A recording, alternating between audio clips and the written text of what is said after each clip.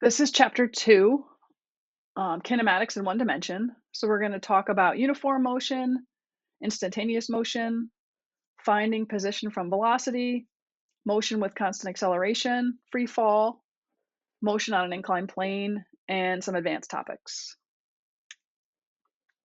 If you remember from last chapter, we talked a little bit about this, and we defined position, distance, and displacement, which sometimes students find confusing. But position is, if we look at this example, the position of the car at A is at 30. So it's the location that is labeled along the axis. So at B, the position is about 52. At, say, F, the position is about minus 50. Distance is the length of the path followed. So in this case, if our car goes from A to B to C to D to E to F, then we would add up all the distances. So we would go from A to B and back to B to A to C to D to E to F. So we would end up with 2 times the distance from A to B plus the distance from A back to F. For displacement, we don't care about this distance where we went forward and backward. So we would just, displacement just gives us the final position, so the position at F minus the position at A. So just looking at this, the distance traveled is going to be greater than the displacement. Velocity is the slope of the position versus time graph, and it describes how quickly an object's position is changing. We talk about 2 kinds of velocity, the average velocity and the instantaneous velocity. The average velocity is the change in position over the change in time.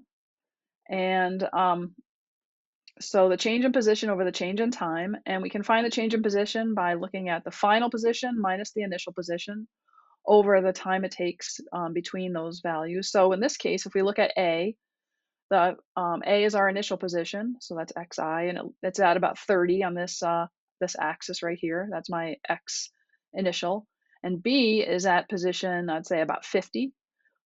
So if I were going to calculate this, I would say it's my final position is the B position, so 50 minus the initial position, which is at A, which is about 30, and then the time is the time t final, which is 10 minus t initial, which is 0.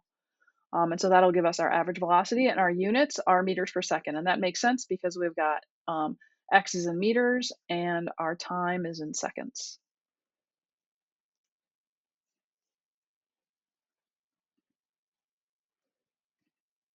Okay, so if we want to talk about instantaneous velocity, this is the velocity at a particular time and is the slope of the tangent line on a position time graph. So if we look here, this is our position on the y-axis here, the vertical axis, and our time is on the horizontal axis.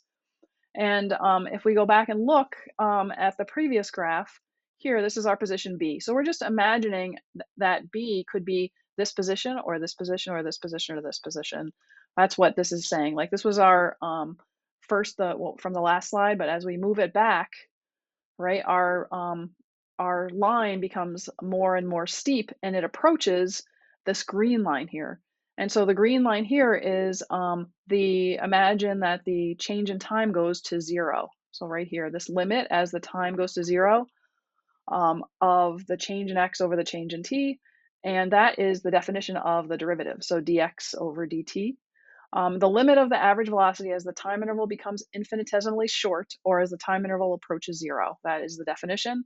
And this is the instantaneous velocity. And it can be positive. So if it's positive, the slope looks like this, where the velocity is increasing in time, or it can be negative. And if it were negative, it would look like it would go the other way. So it would be, the velocity would be decreasing as time increases. And the instantaneous velocity is the slope of a line tangent to the position curve, the position versus time curve.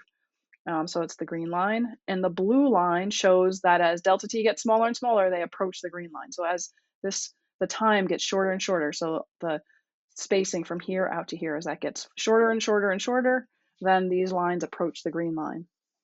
And let's see, I wanted to show you a nice little representation of this. So this is Desmos. You can see Desmos here.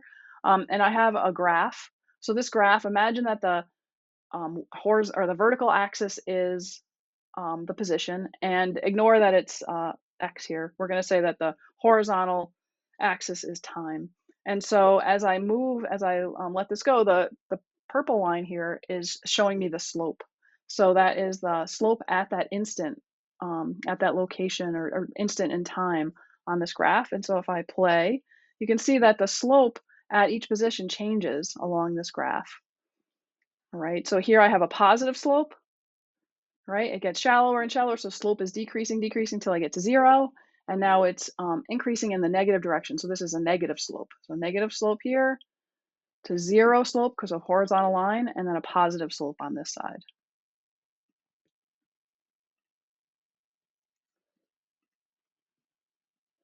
Okay, so how about acceleration? So acceleration is how fast the velocity is changing and is the slope of the velocity versus time graph.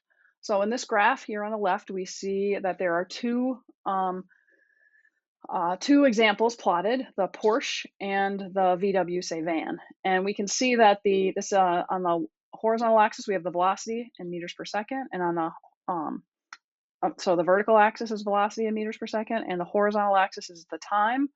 And we can see that the Porsche reaches, so it starts at rest and it reaches 30 meters per second in about 5 seconds. So it has a steep slope here, so it gets up to speed pretty fast. Whereas the VW van gets up to the same speed, starts at rest, gets up to 30 meters per second, but it takes it 15 seconds to get there. So if I want to calculate my acceleration, I'm going to use this equation here. The average acceleration is the change in the velocity over the change in time. And so my final velocity, let's calculate it for the Porsche. The final velocity is 30.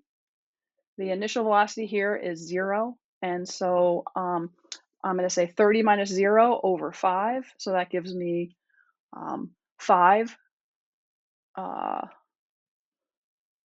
Or I guess it's 6 maybe. Let's say that. Look, oh yes, in 6 seconds. So it's going to be 30 divided by 6, which means I have 5 meters per second per second. Whereas the VW van is 30 divided by, or 30 minus 0 divided by 5. And so there I'm going to have 2 meters per second.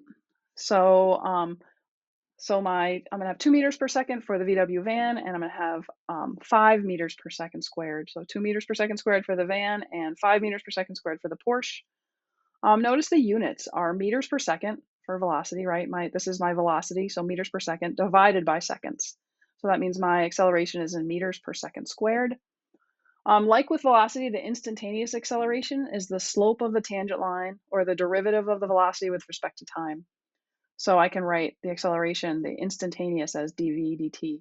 And in this case, because our velocity is a diagonal line, the slope doesn't change. So that tells us that the average acceleration and the instantaneous acceleration are equal.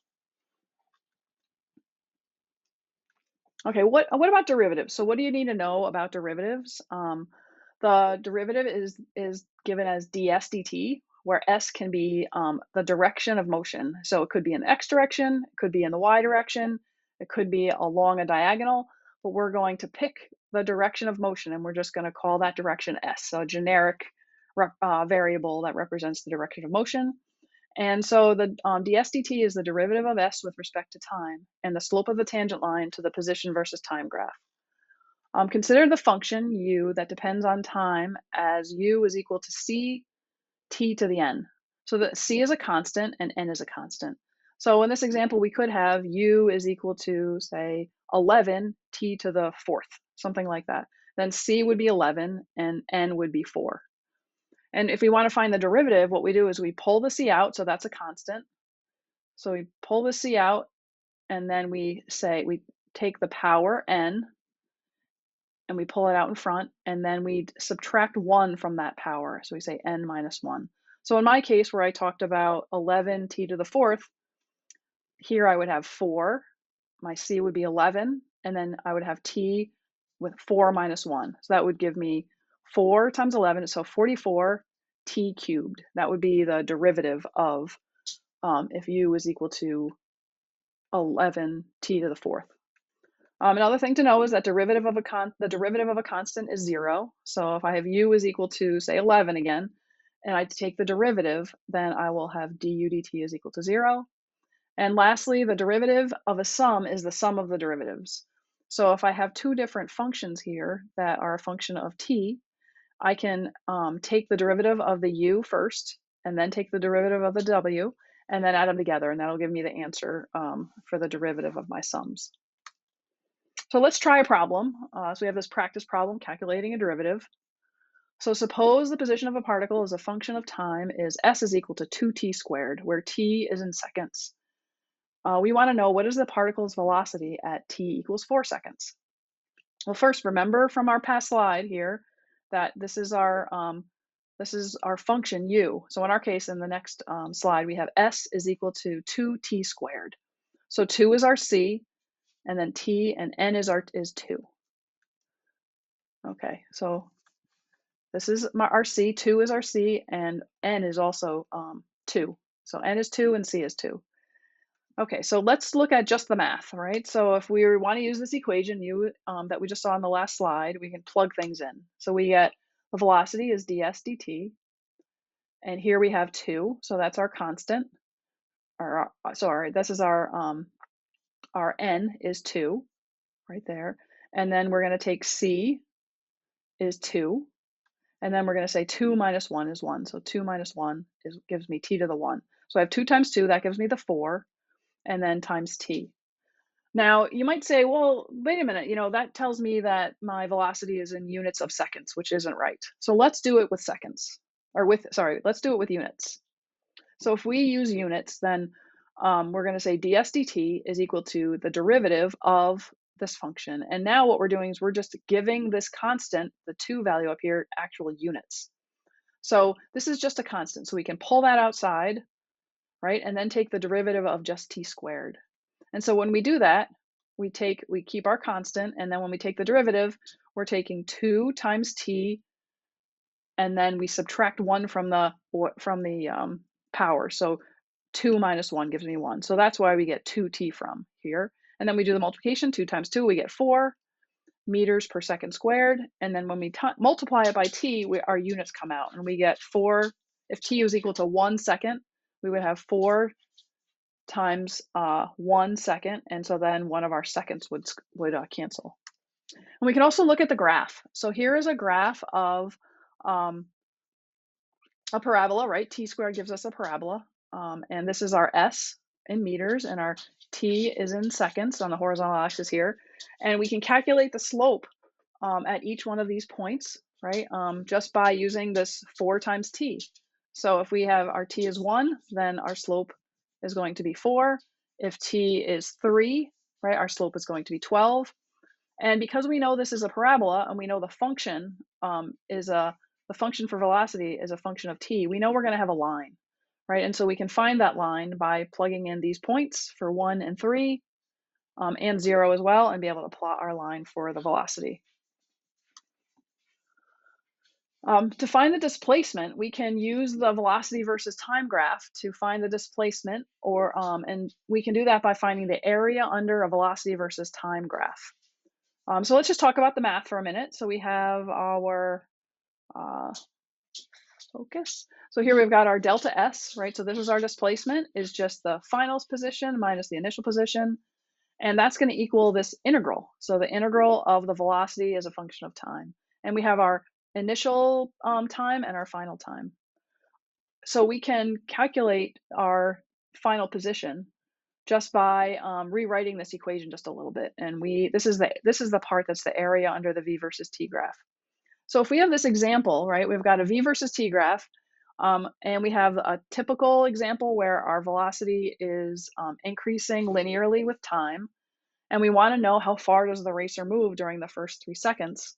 Well, we just need to find the area under this line, this diagonal line that represents velocity, to find the how far the racer goes. So we can do that just by looking at the line. Whoops, if we look at the line, let's see if we can get back. There we go. If we look at this line, it really is just a triangle. The area under this line is a triangle. So we can calculate the area just from 1/2 base times height. And so 1/2 times the base is 3 seconds, and the height is 12 meters per second. So if we say 1/2 times 3 times 12, we're going to end up with 18. So we'll end up calculating this to be the racer goes 18 meters. And if you look, the units work out because my base is in seconds and my height is in meters per second. And the area, when I calculate it, I get a units of meters. And that's what I expect when I'm looking for this, this position is in meters. Okay, the change in the velocity is the area under the acceleration graph. So just to notice, we were calculating the displacement, how far the racer went, and now we want to know how the change in velocity. So how does the velocity change? How is the velocity final minus the velocity initial? How do we figure that out? We can use the integral again, um, and this integral right here is given by the area under this acceleration versus time graph. So the thing we can do is we can calculate the area in the blue square. So it's easy when you have a function like this, kind of a piecewise function, you can calculate the area of one part and then add it to the area of the other. And in our case, the bottom part is a negative area, so we're going to subtract that. So we would find this. This is going to be 4 times 3 is 12. And then we're going to say 3, so 7 minus 3, that's our base. 7 minus 3 is 4. 4 times 4 is 16. And then we take 1/2 because it's a triangle. So half of 16 is 8. So far we have 12 plus 8. And then we're subtracting this little triangle. So we've got our base is 2 and our height is 2. So that's going to be 4. So our 1/2 times that is 2. So we're going to have 12 plus 8 minus 2. So that's going to give us 18. So our velocity is going to be 18 meters per second. Now, we like to use motion maps as well as graphical representations. So we want to use graphical representations to tell us a story of what the motion looks like, and we want to use motion maps to tell us a story. So it's really great when you can connect the two and really understand and what physically is happening when you see a graph like this or when you see a motion map. So what we're going to do is we're going to look at these 3 examples, and we'll do some more examples in class of how we can figure out, if we start with our position versus time graph, can we create our velocity versus time graph and our acceleration versus time graph? And then the next example, we're going to start with our velocity and then go find position and then find acceleration. And then last but not least, we'll start with acceleration, find velocity, and find position. Okay, so if we look at this one, if we want to find, this is a position graph, and we want to find the velocity, what we need to do is we need to find the slope of this line right here. So the slope of this line, the first thing I notice is that it's negative. So I know my slope is negative because the position is decreasing with time. And I know that the slope is a constant because it doesn't change. So this is not a curve, right? My tangent line is always going to be in the same along the line here because there's no curve. So I'm going to draw just a straight horizontal line here. That's going to be my velocity. And then if I want to find the acceleration, I do the same thing. I want to find the slope of this line, but this line is a negative constant number. And so whenever I take the derivative of a constant, I get 0. So in this example, at all times, my acceleration is going to be 0. So we understand this one, right? We've got our position. So thinking about this, if I want to do a simulation, I'm going to go and do a simulation of the moving man. And what I want to do is think about, well, where does the man start? And I can tell right here, the man starts at a positive x value. So let's say he starts at 8. So he's like 8 units to the right of 0. That's his starting spot because that's at t equals 0. And then I can see here, I'm going to say his velocity is -1, and then his acceleration is 0. So that's what I'm going to start with as I go and try this out with the simulation of the moving man. Let's give that a try. So I've got my moving man. He's at 8. So I typed in 8 here for his position. I've got a velocity of -1 and an acceleration of 0.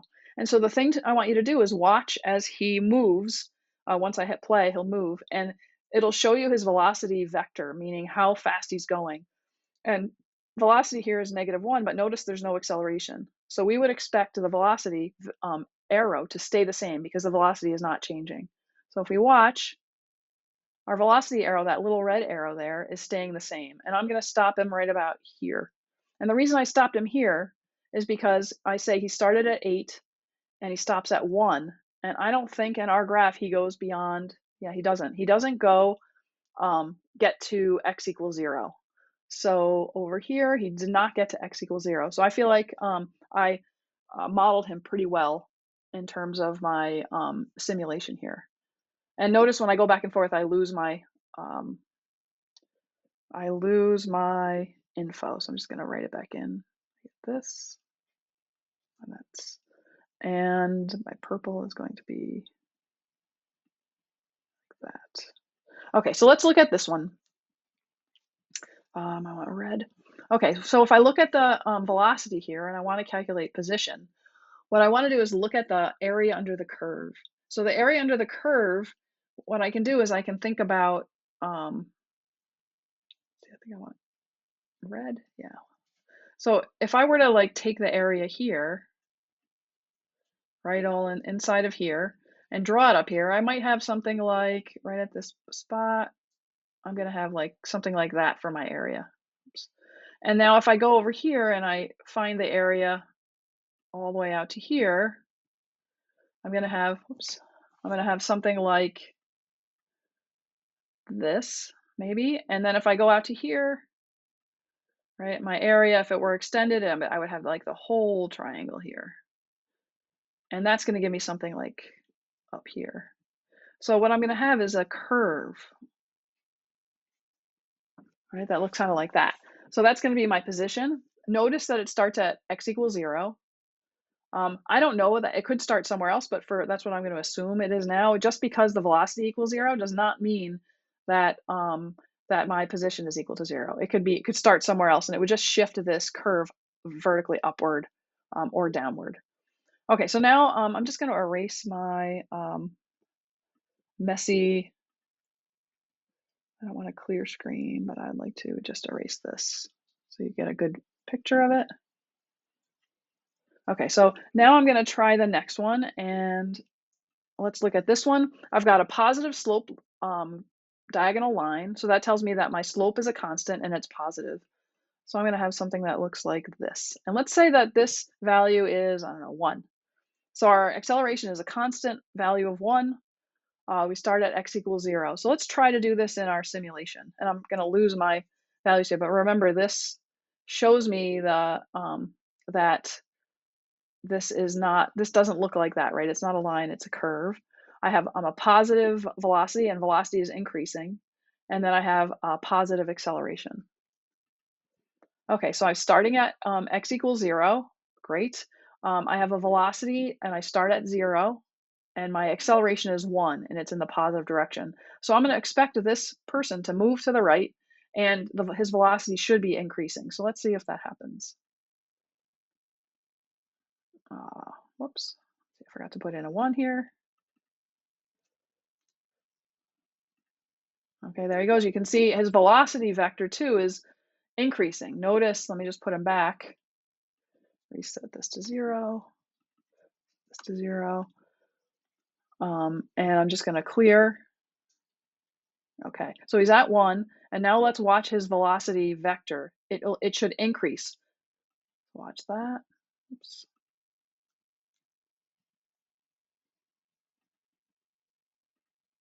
There he goes. His velocity vector right there, that red arrow is increasing. He's speeding up. And so that matches up with our graph over here. So he sped up, his velocity increased. He had a positive acceleration, and his position time versus time graph looked like this. Okay, so now we're going to try the acceleration. So we have an acceleration. Notice the acceleration is negative, right? So we've got a negative acceleration. Let's say this is -1, negative value. Next, for the velocity, so we know it's a negative value. So we're going to say start at 0 because it's kind of easy to do. And we've got just a negative diagonal line, kind of like this one over here, except it's velocity. So we know that it starts at 0 The velocity starts at 0 and increases, but in the negative direction.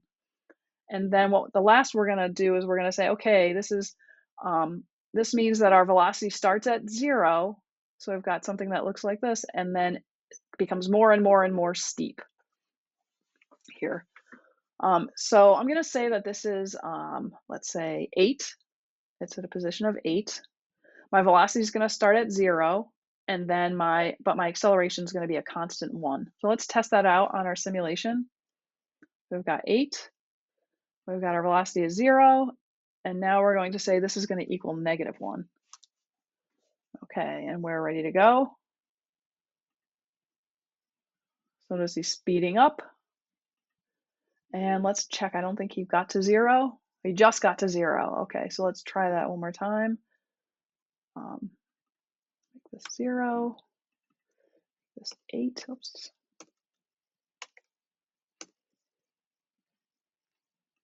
Reset him and make this -1. Okay, there he goes, and we gotta stop him right there, or just about there. So what we saw was that his velocity increased, but it's increasing in the negative direction, right? And so that matches up with our graph. So he started at 8, started out with 0 velocity, and his velocity increased in the negative direction, and he had a negative velocity. So that's how you can understand how to create your graphical representations given only one of them, and then also relate it to a simulation that is similar to a motion map.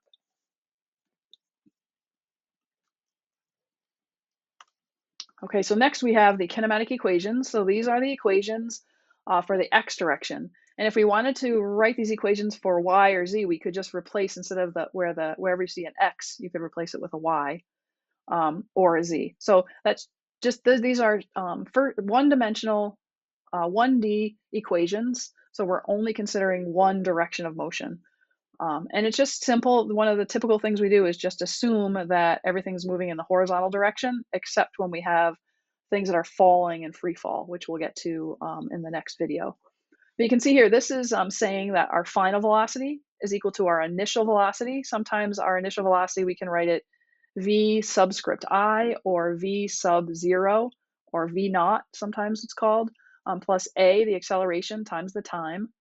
And we're assuming in our course that we have a constant acceleration. So this is just some constant. We can find our position. Our x final is equal to, let me change my mouse. We can say our x final is equal to our initial position plus our initial velocity times time plus 1/2 times our acceleration times time squared.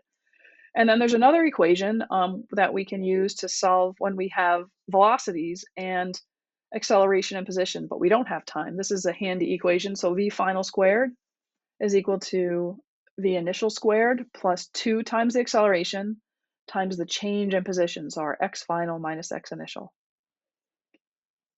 All right, so we're going to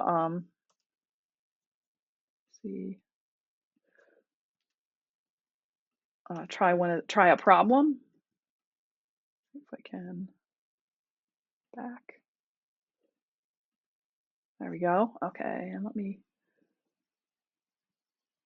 make this my classic mouse. So we've got a problem. So this is a problem, and it's asking us for the problem to sketch the velocity versus time and then solve analytically and using graphical analysis. Okay, so we have a Prius, and it can accelerate from rest to a speed of 28 meters per second in 20 seconds. And then we want to know what's the average acceleration of the car and what is the distance it travels in this time. So I'm going to pull up my camera here, and we'll work this out. So I'm going to use this problem-solving strategy that we want you to use when you solve problems. If this is going to let me enlarge, okay. So the first thing I want to do is just draw a picture to represent what I'm doing. So I've got a road, and I've got a car.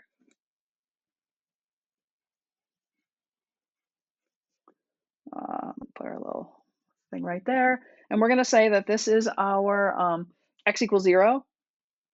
And I'm going to call it t equals 0. And then I'm going to have x final and t final. So I'm out of my car here.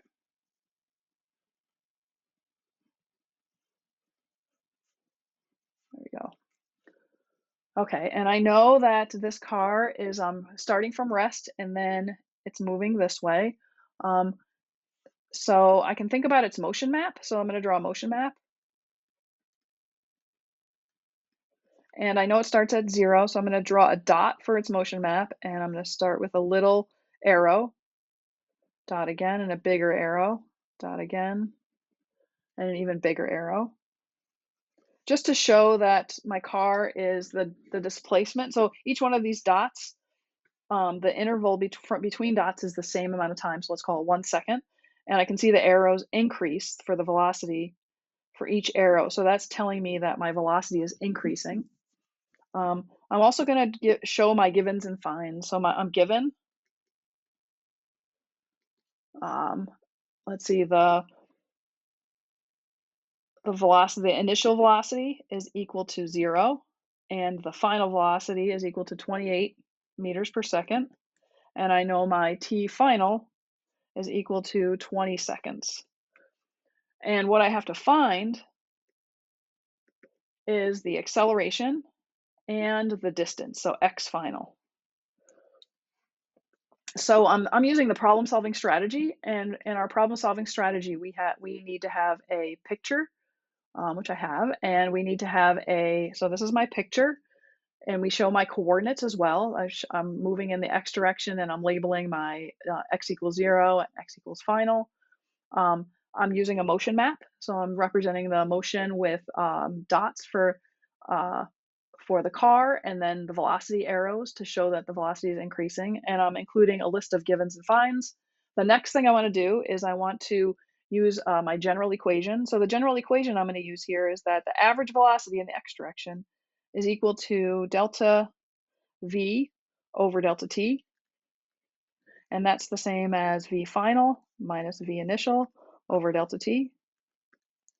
And so I'm just going to fix this up here. My delta t is equal to 20 seconds. So delta t is just my t final minus t initial. So this is 20 seconds here. This is 0 seconds here. So I'm going to plug in for A. So I'm going to say this is v final is 28 meters per second minus 0 meters per second over 20 seconds. And if I want to work that out, let's see. It's gonna let me. I think I gotta escape for a sec. All right, and pull up my MATLAB.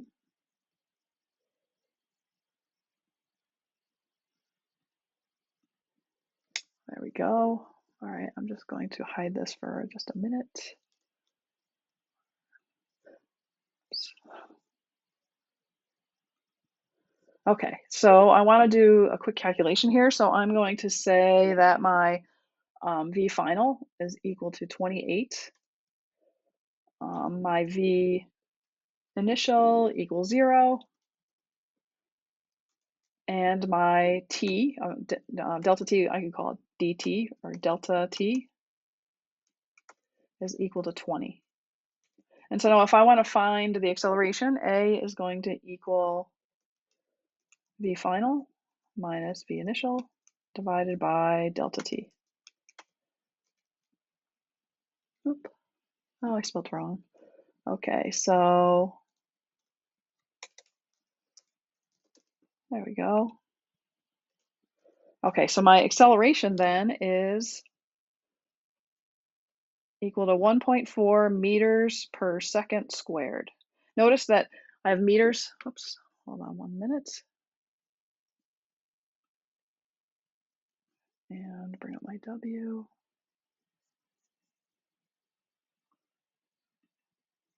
Okay, so I can see here that my AX is 1.4 meters per second squared. So I've got that's the first thing I was solving for, A, and now I'm gonna put a box around there. And now in terms of position, so X final, I'm going to use this equation. So my equation here, I'm going to use this equation. So I'm going to write x is equal to x0. So x final is equal to x0 plus v0t plus 1/2 a delta t squared. Okay, and so one of the things I know from my picture is that I started at x equals 0. So I can let this go to 0. So I let this go to 0. My velocity also starts at 0. So this whole term goes to 0.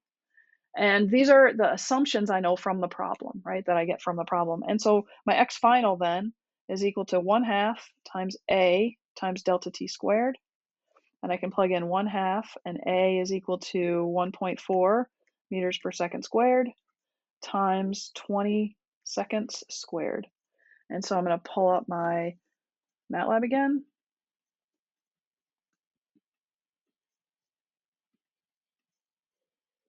So I'm going to say my x final is equal to 0.5 times, I can use the a, and times delta t and squared. And so I get 280. So x final,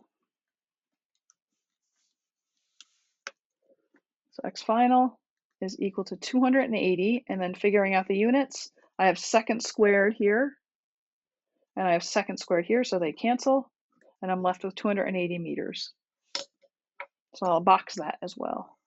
So my units work out, and I was able to do this graphically. So it also asks you to do this graphically. So what I can do is I can look at let's look at the velocity versus time graph here.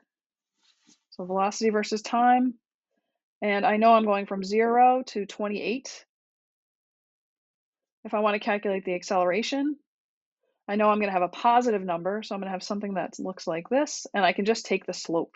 So I can just take 28 divided by 20. So the slope is equal to 28 divided by 20, and